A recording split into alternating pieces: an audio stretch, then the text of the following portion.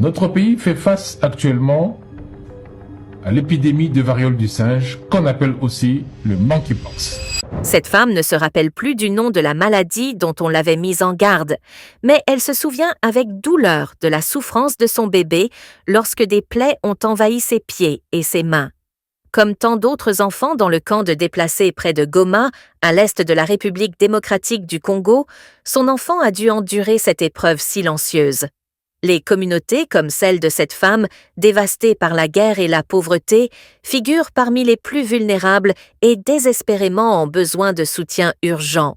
Elles, ainsi que d'autres mères du camp, ont pris la décision de soigner leurs enfants en recourant à des méthodes traditionnelles pour combattre la fièvre et les éruptions cutanées.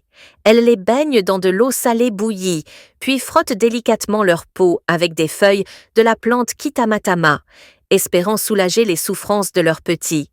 Ces gestes désespérés témoignent de la résilience de ces femmes qui, malgré l'adversité et le manque de ressources, s'accrochent à tout ce qu'elles connaissent pour protéger leurs enfants. Cette maladie, avec ses terribles lésions cutanées, semble surgir de nulle part. Je ne me rappelle même plus de son nom. On nous a dit qu'elle pouvait apparaître après avoir consommé du gibier, mais ni mon enfant ni moi n'en avons mangé. Alors que la communauté internationale s'efforce de rassembler suffisamment de vaccins, l'expérience de cette femme souligne l'ampleur du travail à accomplir pour garantir que les populations les plus vulnérables en RDC et ailleurs aient accès aux connaissances et aux ressources nécessaires pour se protéger contre une infection virale, généralement bénigne, mais qui, selon les experts, peut s'avérer mortelle. Nous devons transmettre les bonnes informations aux personnes qui sont en danger immédiat ainsi qu'à celles qui sont susceptibles de paniquer. Il est essentiel de communiquer avec les gens sur ce qu'ils doivent faire, ce qu'ils doivent signaler et comment ils doivent le faire pour que nous puissions comprendre ce qui se passe plus rapidement et mieux le contenir. Mais à long terme, pour ne pas avoir la même conversation l'année prochaine et l'année suivante, nous devons nous demander comment nous définissons les urgences de santé publique de portée internationale. Depuis le début de l'épidémie de Mpox en janvier 2023, la République démocratique du Congo, RDC, a enregistré près de 27 000 cas et plus de 1100 décès, principalement parmi les enfants. J'ai d'abord ressenti des maux de tête, de la fièvre, des douleurs musculaires et des douleurs à l'aine. Puis des taches ont commencé à apparaître. J'ai pensé qu'il s'agissait d'une infection. Mon corps a complètement changé. On est venu me chercher et je suis arrivée ici en Jeep. Le virus s'est également propagé aux pays voisins, aggravant la situation régionale. En RDC, comme dans d'autres pays africains, le défi à relever est d'autant plus ardu en raison du manque criant de financement pour la recherche. Le Dr Sam Boland, gestionnaire d'incidents au bureau régional de l'OMS pour l'Afrique, explique l'importance du statut d'urgence mondiale, ainsi que les mesures mises en place pour contrôler l'épidémie. Ainsi, en plus de tout le travail déjà en cours, cela signifie que nous pouvons travailler avec la communauté internationale pour nous assurer que nous disposons de ressources nécessaires pour répondre à la crise.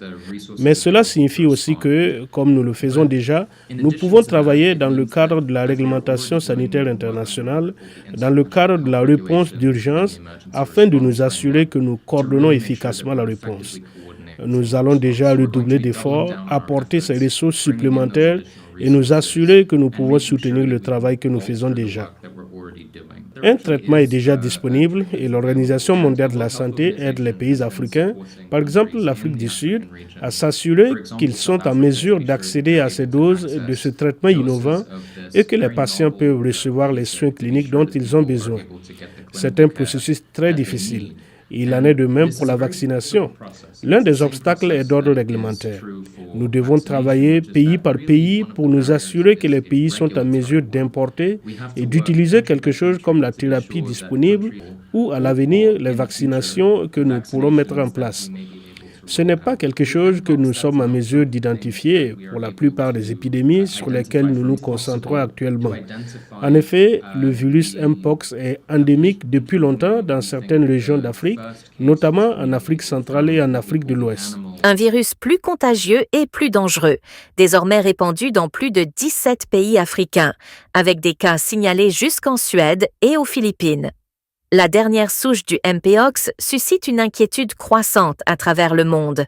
Pour freiner sa propagation, plusieurs nations se sont engagées à fournir des vaccins à la République démocratique du Congo, épicentre de l'actuelle épidémie. Nous avons besoin d'à peu près 3 500 000 doses.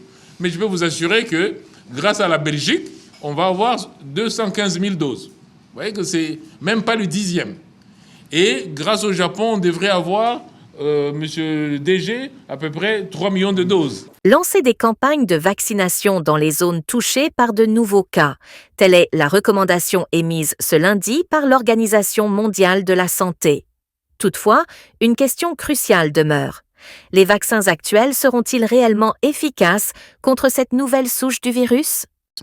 Nous n'avons pas de raison particulière de penser qu'il ne fonctionne pas. Il n'y a pas beaucoup de différences génétiques entre cette nouvelle forme de l'épidémie et les autres formes de Mpox. Mais il convient de souligner qu'à ce stade, nous ne savons pas quelle est l'efficacité de ce traitement contre ce cas particulier. Le Mpox, autrefois connu sous le nom de variole du singe, a subi ces dernières années des mutations alarmantes qui préoccupent les scientifiques. Le taux de mortalité du clade 1B, récemment détecté, s'élève à 3,6%, un chiffre qui exacerbe l'inquiétude mondiale. Restez informés sur toutes les dernières actualités, ici même sur World News French.